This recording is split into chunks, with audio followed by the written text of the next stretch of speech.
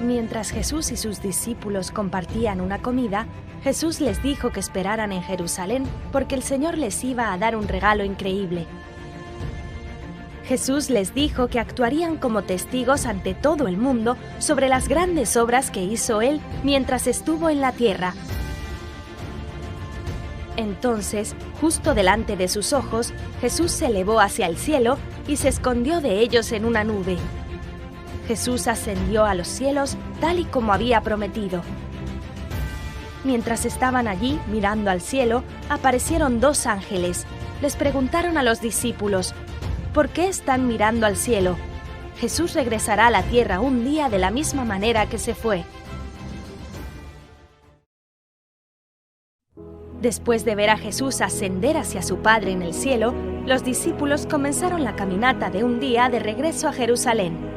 Se reunieron en la habitación superior del lugar donde se alojaban. Allí, los discípulos, las mujeres y la madre y hermanos de Jesús se reunían regularmente en oración. Después de la muerte, resurrección y ascensión de Jesús, sus seguidores cercanos dedicaron sus vidas a la oración.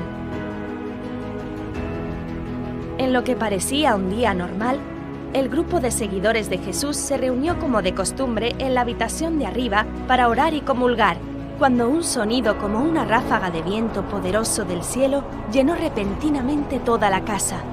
Mientras intentaban darse cuenta de qué acababa de suceder, se miraron y vieron lo que parecían ser lenguas de fuego que se asentaron en cada persona en la habitación.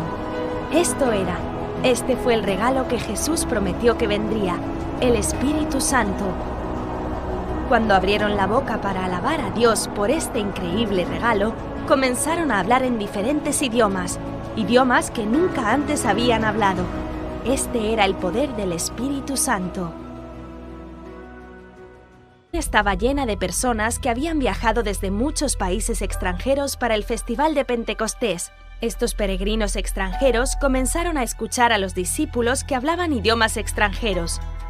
Una multitud de personas aturdidas y confundidas se reunieron fuera de la casa donde se alojaban los discípulos. Cuando los discípulos hablaron, la gente de la multitud los escuchó hablar en sus propios idiomas extranjeros. ¿Cómo era esto posible? Algunas personas se asombraron, preguntándose qué podría significar esto, pero otras se burlaron de los discípulos y dijeron que estaban borrachos.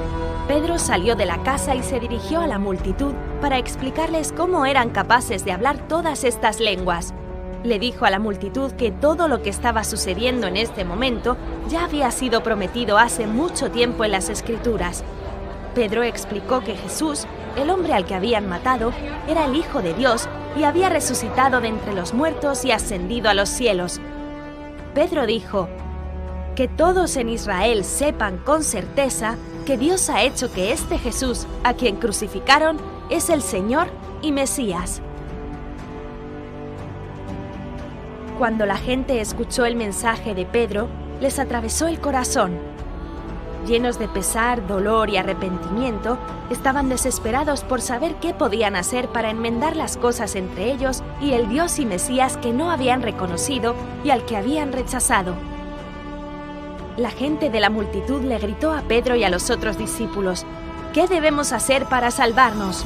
Pedro compartió con ellos el sencillo mensaje del Evangelio: alejarse del pecado, acudir a Dios y bautizarse en el nombre de Jesucristo para el perdón de sus pecados.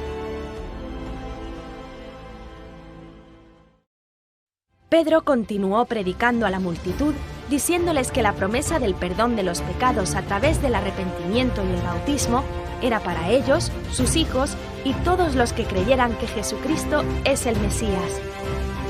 Pedro instó a la gente a salvarse y alejarse del camino de los malvados líderes judíos.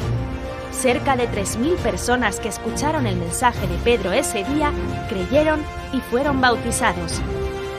Se dedicaron a las enseñanzas de los discípulos sobre todas las grandes obras que Jesús había hecho y su llamada para que nos amemos. Este grupo de nuevos creyentes se reunió para aprender, comulgar y orar juntos, tal y como lo hacemos hoy. Este fue el nacimiento de la Iglesia cristiana.